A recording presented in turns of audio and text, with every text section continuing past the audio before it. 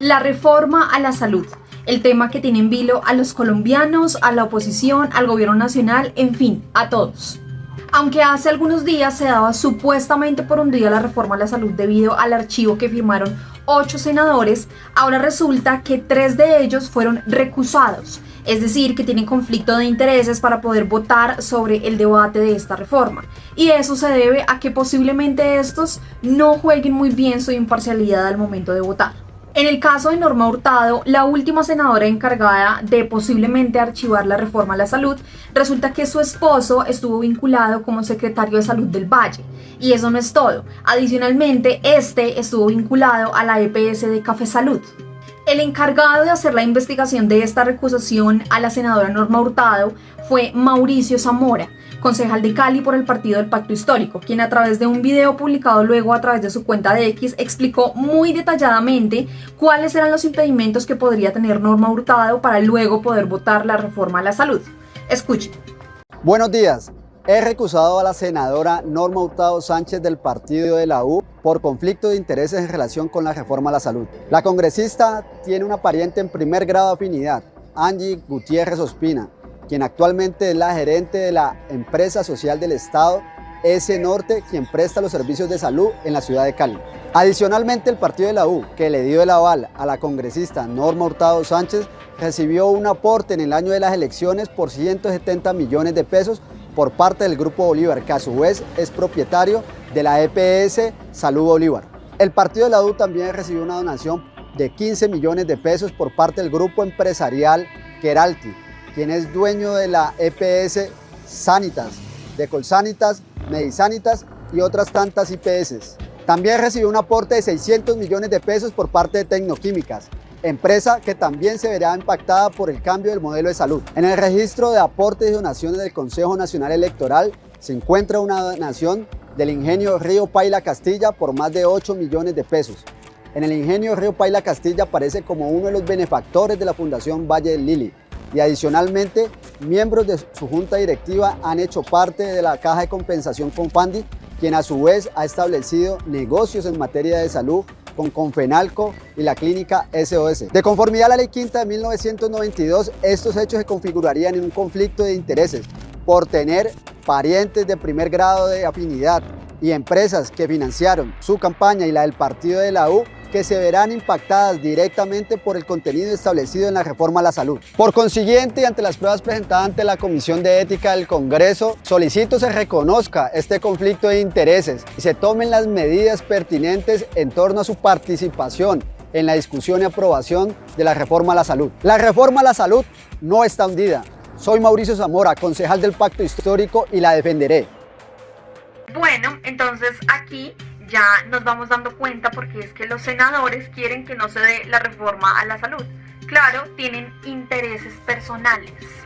La exministra de Salud, Carolina Corcho, también se encargó de desmentir las fake news y las falsas noticias que utiliza la oposición para hacerle creer a la ciudadanía que supuestamente la reforma a la salud no es viable y que por el contrario a lo que dice el gobierno nacional, supuestamente las EPS se van a acabar o que les van a dar recursos deliberadamente a los alcaldes y gobernadores, en fin, escuchen ustedes.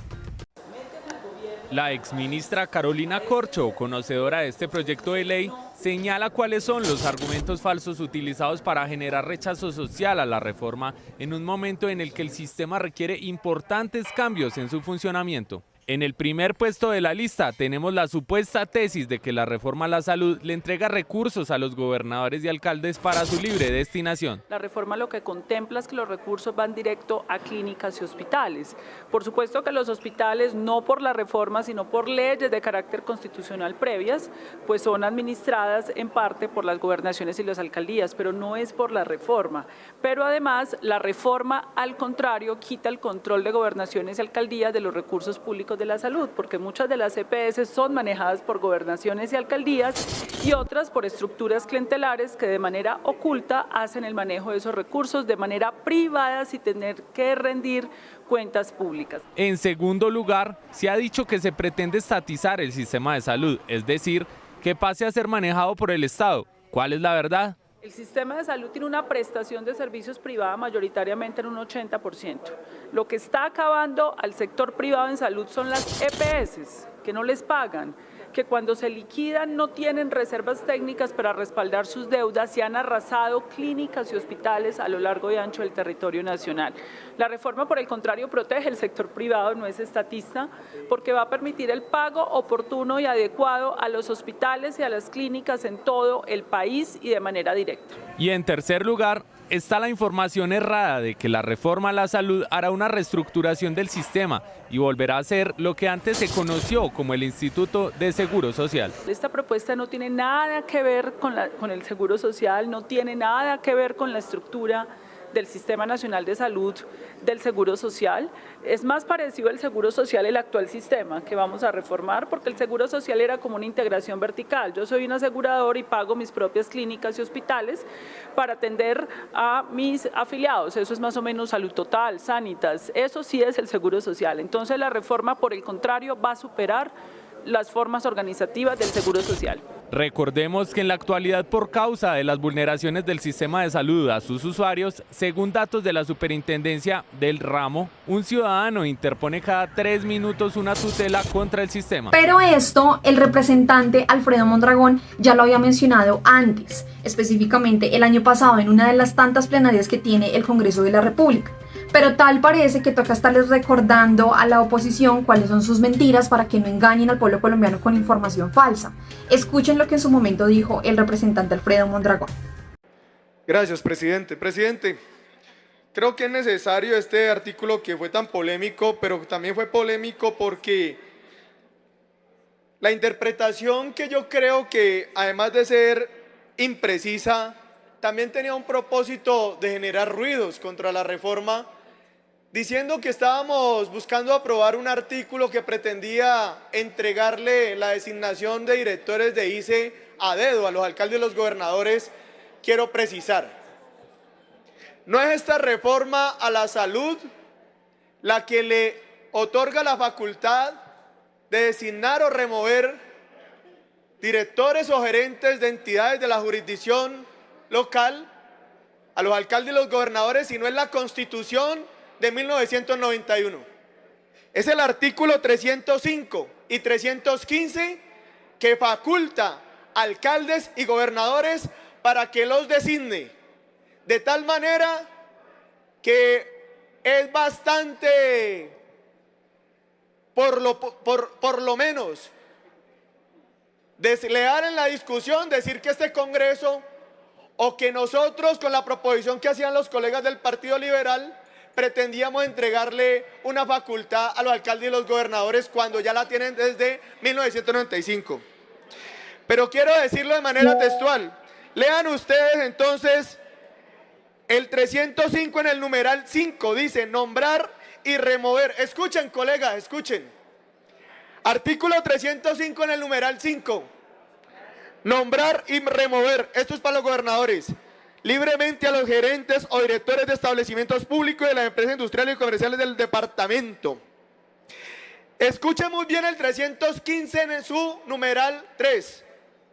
Entre otras, nombrar y remover a los funcionarios bajo su dependencia, a los gerentes o directores de los establecimientos públicos y las empresas industriales o comerciales del Estado local, de acuerdo con las proposiciones pertinentes. Y entonces sigo para mayor claridad, porque esto tiene que ser de rigurosidad y de seriedad con el país. También se ha planteado que supuestamente en nuestro artículo desde la ponencia o en la proposición que se firmaba con el Partido Liberal, supuestamente eliminábamos los criterios de competencia. Pues los requisitos para el cargo de director son los establecidos en el parágrafo 6 y 7 del artículo 22 del decreto 785 de 2025, que siguen vigentes en cualquiera de los dos artículos, el que iba con la proposición o el original. En ningún momento, y no hay que ser un abogado para saber que una ley deroga a otra de manera explícita, o todo lo que le sea contrario. Y en ninguno de los dos, ni en el artículo inicial, ni en la proposición, se planteaba que estuvieran eliminando este decreto, estas disposiciones que garantizaban el mérito que hoy está establecido. Pero reconozcámoslo, queremos avanzar en mayores criterios de mérito. Ese sí sería el debate leal. Si fuera una discusión es cómo avanzamos en mérito. Y entonces nosotros consideramos que fue un acuerdo que además venía desde la Comisión Séptima, es que buscando mecanismos con universidades y la función pública, hacer un curso de administración pública en salud, nos permitía elementos importantes para que de esos, digamos, aspirantes que cumplieran el perfil, pues los alcaldes y los gobernadores hicieran uso de las atribuciones que le confiere la Constitución y los designaran. Pero aquí, de manera desleal, se planteó que nosotros le queríamos no solamente entregar a dedo a los alcaldes y a los gobernadores, sino que estamos eliminando lo que estaban disponiendo hoy en materia de requisitos. Y cierro con lo siguiente. Ha sido la misma función pública, y recordarle la ley 909 de 2004, que plantea que no entra en contradicción el tema de mérito en cargos de libre elección, porque lo han dicho varias sentencias. Les voy a decir, la sentencia C665 de 2000, la C957 de 2007, la C777 de 2010, la C047 de 2018, que plantean que son cargos de naturaleza política y que hacer procesos de mérito no controvierte la naturaleza política. Porque recuerden una cosa, los directores de los gerentes de la... 30 segundos, termine, representante. Porque los gerentes de ESE o directores de hospitales, que hoy serían directores de ICE, en concreto, van a cumplir una política pública de los mandatarios locales.